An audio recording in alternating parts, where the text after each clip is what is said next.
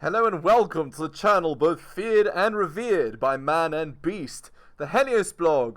Citizens of the underworld, this is your king speaking, so you'd better listen. Today, Jordan Peterson leaves woke journalists speechless. Let's hit it. The reason she's alone is because she's difficult. Women are not accepting the bare minimum. Women fuck men they respect. All the women who say things like, I'm strong, independent, I don't need no man, like, y'all impress me. Women just gaslight each other and say what they want to hear.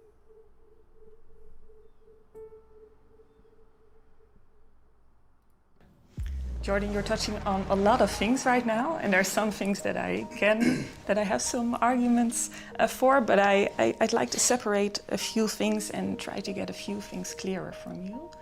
And one of them is, it sounds when I hear you talking that you would be in favor for a more traditional gender role division. Is that true? Well, no, not necessarily, but I'm certainly in favor of a more traditional familial structure. Yeah, so here's the thing. Traditional gender roles, they're not bad. They allow for the creation of proper family units, which is what we need in 2023 especially. When times are hard, you need family unit, right? When times are easy, you can do whatever you want. But the problem is that no families leads to big problems, which makes the family necessary. So you should have the family, whether it's good times or bad. But anyway, let's continue. It's like, have some damn kids. Yep. What are you going to do with your life? You know, you've got your... What's the difference between a more traditional familiar structure and a more traditional gender role division? Well, you know, perhaps we can set it up so that men have the opportunity to spend more time with their kids. You know, now exactly how we're going to do that isn't obvious, because it seems to me that men are not well equipped to take care of infants under a year old. I don't see that they're good at that at all. That's been my experience and my observation. And Your own experience? well, no, my observation as well. But men get better at it as the children get older, and they're perfectly capable of establishing extremely tight relationships with their kids. Yeah, of course, this is doubtless. Especially, I think, after they're old enough to start to engage in rough and tumble play, which starts to happen really after about 9 months. The men can really start to step in. In my view, I think that for the first year of life, of a child's life, the woman's role is to take care of the baby, and the man's role is to take care of the woman and the baby, and to step in and to stop her from becoming exhausted, and to make sure that things go smoothly. Right, so literally the traditional roles. It's like the man is the provider and the woman is the caretaker. I mean, what's wrong with that? Again, people in 2023 talk about this like it's some evil, terrible thing. Like, but it's really not. You guys explain in the chat why this is bad. All right, shilling time. Hit the like, hit the sub, hit all the notifications. Drop me a donation like Hunter M, Adrian Ottoman, and Bobby. Shout outs to you, most recent Patreon subscriber. Go buy my books at bit.ly/heliosbooks as well. What am I forgetting? Oh, right. My Patreon is patreon.com/theheliosblog, and go share this video. If you want to support the podcast, click on the description link and scroll down to support the show. Cool. Shilling is done. Let's continue.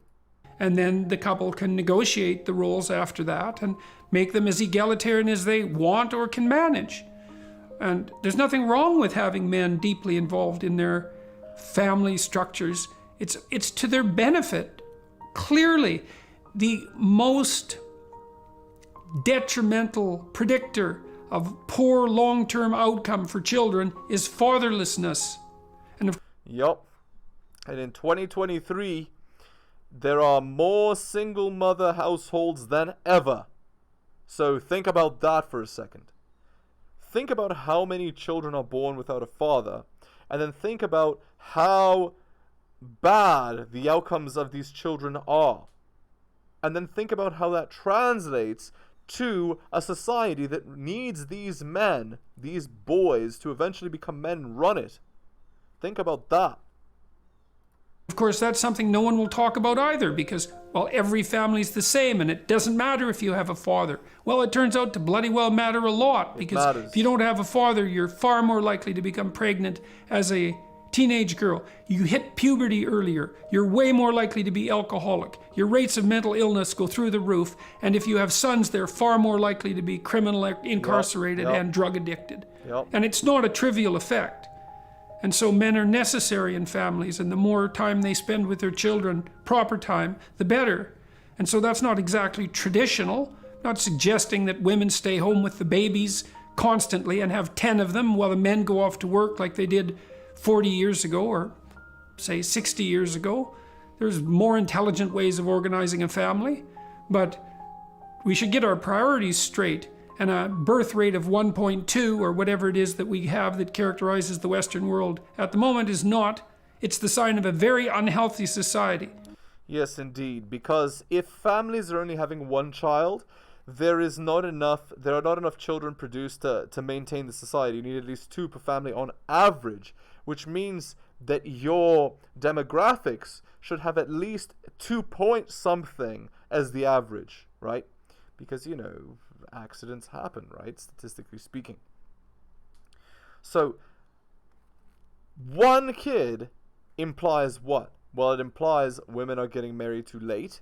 It implies the prices of things are super high. It implies that life is very difficult, right? And that people don't understand what it is they actually need to be doing. You need to be having children at a young age. You need to be married at a young age, especially if you're a woman, right? Because your fertility is not forever. And that's the thing. They don't explain this to you in school. They don't explain anything that they're supposed to. They don't explain to you that you as a woman, you have to make your major life decisions very quickly. Between the age of 18 and 28. If you're 28 years old and you're just starting to look for a husband, as Kevin Samuel says, you're too old for marriage at that point if you're just starting then. You should already be in the process of being vetted to be a wife at that point. All right, let's continue. It's the sign of a society that's lost the idea of the divinity of the Virgin Mother and the child. Yep. And it's not a good thing.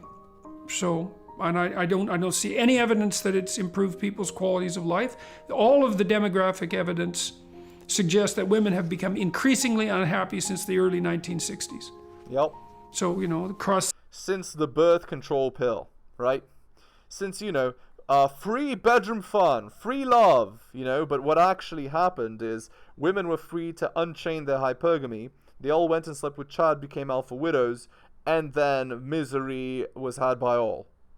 So it's literally, as Jordan Peterson himself has said, it's like the atom bomb.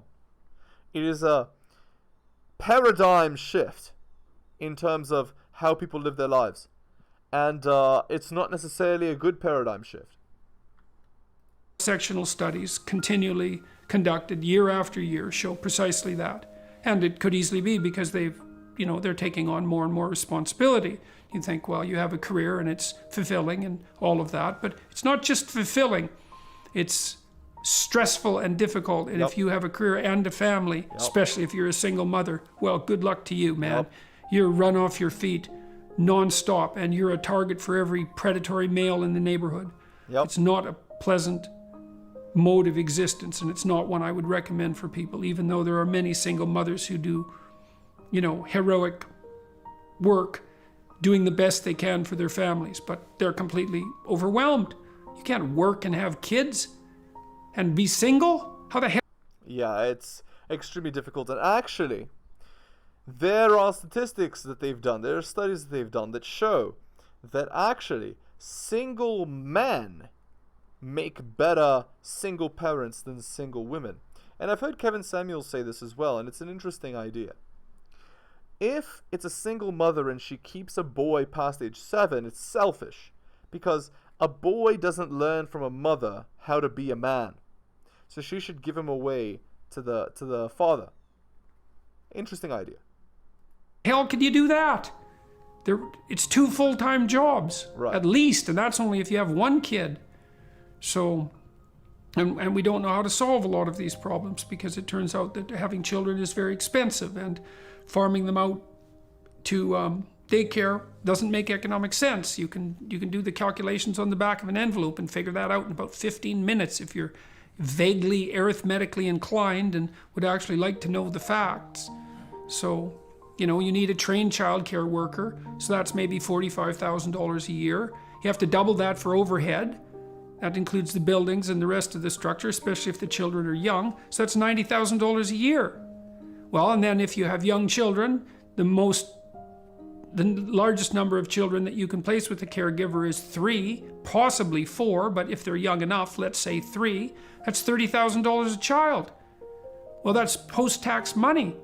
Well, if you have 2 children, how many people make enough money to spend $60,000 a year having someone else take care of their children? And that problem isn't going to go away. Precisely. So what is Jordan implying? Well, Jordan is implying that you as a man, if you want to be the sole breadwinner, right, you're going to need to make at least $60,000, right? $60,000 a year, and the woman should stay home and take care of the children. Because most people can't pay to $60,000 a year for somebody else to take care of their children. So, there it is. You're going to hire untrained workers to take care of the children? You're going to have substandard right. physical infrastructure to provide them with? No one's figured that out economically. Well, the Scandinavians seem to have figured it out with cheap childcare or even state-funded childcare, and also a paternal leave that's divided. And what's their birth rate? Well, but why is that so important, the birth rate? Because it's. Well, I don't know. What's so important? I mean, that's part of the question. Well, why is birth rate important? Because if your birth rate is low, then it means your population doesn't have enough to sustain itself, which means you need to bring in immigrants to sustain your population. And what that means is that your dominant culture over time erodes. That's the point of the birth rate. That's the point. What's important? Well, children are important, and one isn't enough. No? First of all, we don't even know if children can be raised on their own. I mean, how? We don't know. I was raised on my. It happens, but you know, the natural human environment is for children to be surrounded by other children, and we have no idea how much socialization occurs as a consequence of having siblings.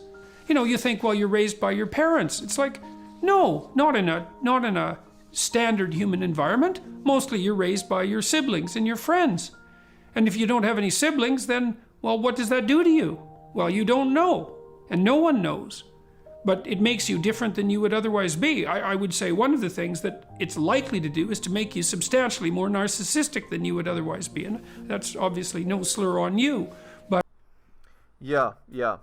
Because obviously if you don't have another person to share anything with, you're going to naturally think that it's all about you, right? And actually, I didn't even think about this, but Jordan has just made the insight that because the birth rate is just 1, that means the average number of kids in a home is 1, which means the average person is more narcissistic now than they used to be. And actually, we are seeing that with social media and so on. But perhaps social media is not the thing. Perhaps they were already more narcissistic, and social media simply exacerbates the problem. Interesting. But, you know, siblings keep each other in place. And they teach you how to interact under very competitive conditions with other people, and they play with you, and they're role models for you. And you know, we don't know if a structure of 2 parents and 1 child is stable or healthy. We know nothing about that, and my suspicions are that it's not, because children need other children. So. Now we do see that the Scandinavian countries, and I don't include Holland in that, people tend to include Holland, yeah. I don't think we are a Scandinavian country, that they score highest on happiness, so they must do something right. Well, they're rich.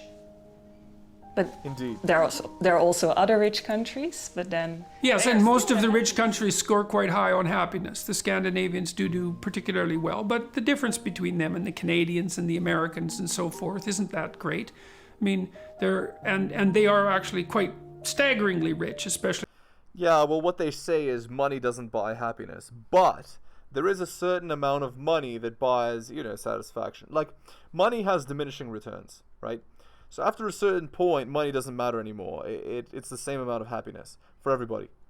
But there is a certain point where if you don't have enough money, then it's causing you a lot of misery, right? So it makes sense that countries that make more money have people that tend to be happier because more people tend to make more money and therefore not struggle as much financially with what they can actually do and provide their children and their families and so on. So there you go. Especially the Norwegians, since they have all their oil money. And so there's multiple reasons why their society... All right, let's continue here. Sleep around. No, Why what is I'm that saying is, empowering? I wonder why you have so much like hatred towards I women. don't hate Where women. does that root in? Yeah, because it's hateful to tell women not to sleep around. So bad. Such terrible advice. No, girls, go sleep around as much as you want. There'll be absolutely no consequence for your actions. Would you prefer to hear that? And it I don't sounds hate like women. you do. I am a woman. So do women have opportunity? Sorry, do women have equality of opportunity than broadly Yes. across Western society? Yes. Compared to what? Compared to not having equality of Well, opportunity. compared to 100 years ago, yes. Compared to 50 years ago, yes. Compared to most places in the world throughout history, yes. Compared to a hypothetical ideal, no. But would I'm that very, very hypothetical leery. ideal be a good ideal or a bad ideal? Well, it depends on how you define equality. If you define it as equality of outcome, then it's a catastrophic ideal. Right. So equality of outcome is this. It's regardless of the effort or ability that I have, I want the same outcome as a person that is putting in less effort than me. And obviously, that is disastrously bad. And you don't want that. Obviously. And that goes without saying. See, this is something too. We know that the left can go too far, and we know that the right can go too far. I mean, I would say that's the abject lesson of the 20th century. Both can go too far. And we kind of know when the right goes too far. We probably think the right goes too far, if you had to boil it down to one thing, when people start making claims of racial or ethnic superiority. That seems to be the marker. But we don't know when the left goes too far. And the left, to be frank about it, isn't very careful about differentiating itself into those who are pursuing a reasonable progressive agenda and those who have seriously gone too far. So when has the left gone too far? Well, when you can't speak out against ideas that are destructive to the entire community, that's when it's gone too far. When you can't say stuff like, don't sleep around, or else you'll lose your job, that's when you've gone too far. When you can't tell girls, get married before your fertility runs out, then it's gone too far. When you're just giving regular advice that's actually useful and helpful, and it can't be given because, you quote unquote can't say that. Yeah. When you can't even talk to a girl at the workplace because if she's not attracted to you, she can get you fired. That's when it's gone too far. And I would say that when people push an equality of outcome agenda, they've gone too far. Even though it's not as blatantly horrifying, let's say, as claims of ethnic or racial superiority, the consequences of playing that idea out in the world are seriously not good. There may be lots of things that are wrong both on the left and on the right that don't involve the right being overtly racist and the left wanting absolute equality of outcome. It's a space surely in the middle that matters, and that's why I suppose people feel that sometimes your argument is almost sort of, it's driving towards picking the fight rather than liberalism would, I suppose, encourage you to take the best, and we can have the argument about what's the best and what's the worst of everything that's in between. No, I think that the left poses a far greater danger than your analysis suggests. Indeed. And that's because anybody who knows anything about history understands that communism is the logical extension of this idea. And communist countries traditionally do not have very good outcomes. And there's a reason why. It's because, as the Russians said, you pretend to pay us and we pretend to work. That's the idea. And obviously that's terrible. Certainly see this in the universities. And the drum is being beat very, very hard, perhaps not so much here, but in North America, for equality of opportunity or equality of outcome under the rubric of equity. And equity is essentially a doctrine that fosters the notion that equality of outcome is not only desirable, but should be pursued as an object or as an explicit aspect of public policy. The idea being that if there isn't equivalent representation of all possible groups at all possible levels of all possible hierarchies, that indicates a tyrannical prejudice that needs... Right, but here's the problem. The problem is that, for example, women are not seeking to be half represented in every field. They're only seeking to be half represented in all of the superior fields. So, all doctors, lawyers, engineers, teachers, programmers, etc. All of the upper middle class or higher, CEOs, But no mention anywhere of ditch diggers, and so on. Sanitation workers and etc. No mention anywhere of having equality of outcome there. So the point is, they don't want equity. What they want is preferential treatment. They want to be effectively raised to a higher class. Because that's what would happen if they were half of all the good fields, good high-paying jobs, but not half of the lower ones. Needs to be rooted out. And that's having an absolutely pernicious effect on institutions, especially educational institutions in North America. It's an increasingly widespread view, and I think it poses far more danger than you think. Is it possible that views become more attractive when something is dissatisfied and when aspirations have not been met? That's absolutely true. Yeah, that's certainly true.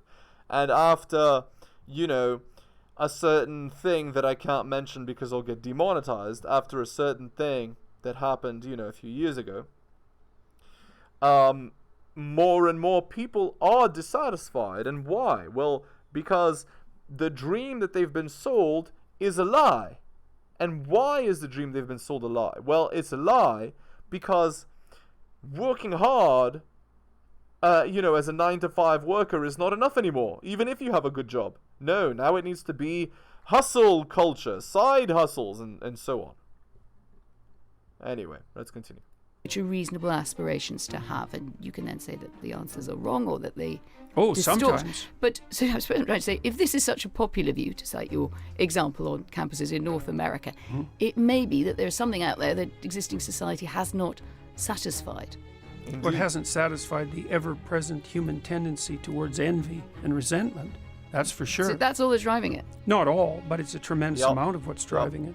And an absolute lack of gratitude for what we've managed to accomplish and what we have in front of us. The idea of the gender pay gap is, it's so poorly formulated that it's almost staggering to me that people can even conceptualize it in this manner. Yep. So we know that the gender pay gap doesn't exist.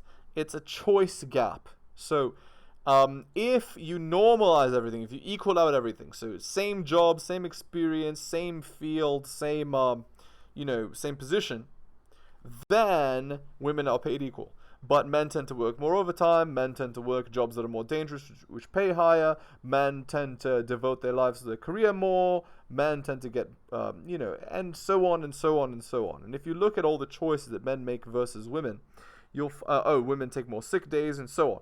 What you'll find is that men actually work harder than women, and that's why they're paid more. It's not because they're men. Well, it is because they're men in the sense that they work harder, right? Because men in general, they have the burden of performance, whereas women don't. So men work harder for resource generation, but it's not because there's some thing against women that needs to be corrected. No, female nature is what it is and it has its positives, but one of the negatives is that they don't work as hard as men for resource generation. Not that they should want to, but in 2023 they've been brainwashed to. So there it is. Manner. It's not a univariate problem. It's a multivariate problem. Men and women don't make the same amount of money. So we can break it down and then we can go through No, the not votes. only could we have to. Good. And we can't assume that just because in all situations women don't make as much money as men, although there are some situations in which the reverse is true, by the way, that the reason for that is prejudice and oppression. There's many reasons for it. One of them is that men are much more likely to take dangerous occupations. Yep. How far gender is socially constructed. Well, okay, so the first thing to do is to figure out what the parameters are when you talk about something like gender. So the parameters are, say, parameters of temperament. We know that they differ between men and women, and they differ cross-culturally. But more importantly, this is the crucial distinction. Well, we don't know, because, I mean, I'm just looking at... You do know. A piece of recent research on the brain, which concludes there are not two types of brain, and there are other researchers. Who did the research? It's the New Scientist. Scans prove there's no such thing as the male or female brain, just so you know. Well, I mean... Maybe on the surface they don't look the same. Maybe on the surface they look the same, but that doesn't mean they are the same in their connection or in the way they fire or so on. So I disagree with this. Alright, let's end the video there. Hit the like, hit the sub, hit all for notifications, drop me a donation like Hunter M, Adrian R, Tom, and Bobby. Shout out to you, most recent Patreon subscriber. Thank you. Go buy my books at bit.ly/heliosbooks. Shout outs to Curry Kid, most recent purchase of Strategist Guide to Seduction. Thank you. My Patreon is patreon.com/theheliosblog. Support me on the podcast by clicking the description link and go to support the show. And share this video. Thank you so much for listening, especially if you listen to the end. I really do appreciate it. Take care of yourselves, and I'll see you next time.